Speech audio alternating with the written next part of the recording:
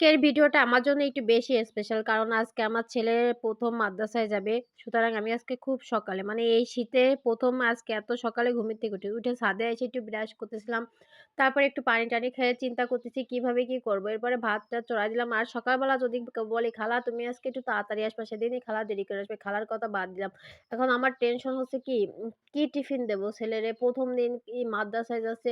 এই কালো মিষ্টিটা ওর খুব ফেভারিট। রাত্রে আব্বুরে বলিলাম যে, "মিষ্টি নিয়ে আইসো।" ওর আব্বু নিয়ে আইছে। ওই মিষ্টি দিছি আর এই চকোফান বিস্কুটটা ওর ফেভারিট আছে। আপেল তেমন বেশি পছন্দ করে না। মাঝে, মাঝে খায়। আর বেদানাটা আর মাল্টাটা হলো পছন্দ। তো মাল্টা তো না, ওইটা হচ্ছে কমলালেবু।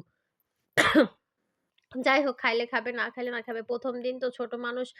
আমি টিফিন গুছাচ্ছি আর ভাবতেছি কি ওরে এত সকালে ঘুমের থেকে উঠাবো কি করে? আমি হচ্ছে এই বছর শীতে মনে হয় আজকে এই ফার্স্ট টাইম এত সকালে ঘুমের থেকে উঠলাম। আসলে শীতকালে সকালবেলা ঘুমের থেকে ওঠাটাই একটা যুদ্ধ। তারপরও ছেলেরে তো মাদ্রাসায় দিতে হবে। আর সবাই তো জানেন আমার ছেলেটা একটু অন্য বাচ্চাদের তুলনায় একটু স্বাভাবিক না। ওর কথাবার্তা সবকিছুতে লেট। না হলে ওরে আমি আরো ১ বছর দেরিতে মাদ্রাসায় দিতাম। কারণ ওরা এখনো ৫ বছর বয়সও পড়িনি।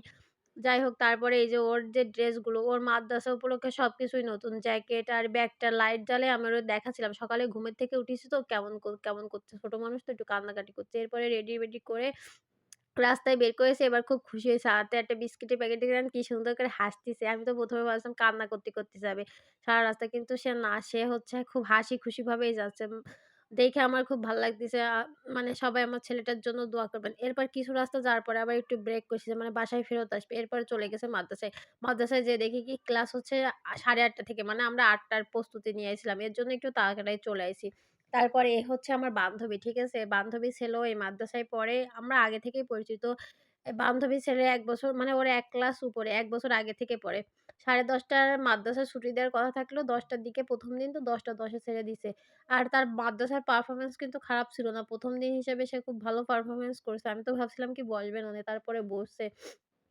আসার সময় এই যে আসার সময় তো রাস্তার পাশে প্রচুর পরিমাণ দোকান থাকে। তারপরে একটু কিছু কিনলো। আর এই যে টিচাররা হাতে ধরে লিখে দিছে। সে গুড পাইছে। মানে সে মোটামুটি ভালোই করেছে। ঠিক আছে? আমি তো ভাবছিলাম বসবে না। আর ওই যে হচ্ছে আমার বান্ধবী। বান্ধবীর সাথে একটা ছোট বাচ্চা মেয়ে আছে। মানে ছোট একটা মেয়ে আর আমার ছেলের থেকে ১ বছরের বড় একটা ছেলে।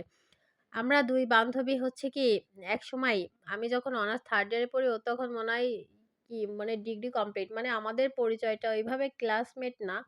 ওরও এইখানে শ্বশুরবাড়ি, আমারও এইখানে শ্বশুরবাড়ি।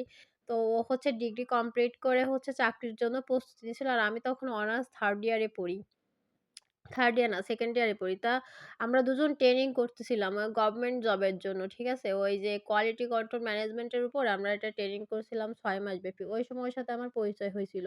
পরে মানে পরিচয় হইতে দেখা যায় যে ও আমাদের বাড়ি থেকে একটু কাছেই থাকে। এভাবে ওর সাথে আমার একটা ভালো সম্পর্ক হয়ে গেছে। সেইভাবে ও আমার বান্ধবী।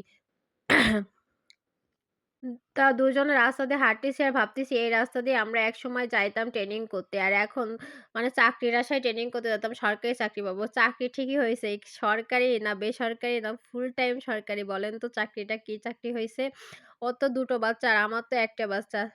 দুজনেরই কিন্তু চাকরি হইছে। কিন্তু কোনো বেতন ছাড়া চাকরি। যাই হোক, বর্তমান যুগে চাইলে কিন্তু মানে চাকরির থেকেও বেশি আর্নিং ঘরে বসে করা যায়। এখন ডিজিটাল যুগ, ডিজিটাল প্ল্যাটফর্মে অনেক বেশি কাজের সুযোগ আছে। সুতরাং বাচ্চাকে সময় দিয়ে ঘরে বসে যদি আর্নিংটা করা যায় তো সেটাই বেশি ভালো। যাই হোক, সবাই আমার ছেলের জন্য দোয়া করবেন। ছেলে ভালো থাকলেই আমি ভালো থাকি। আল্লাহ হাফেজ।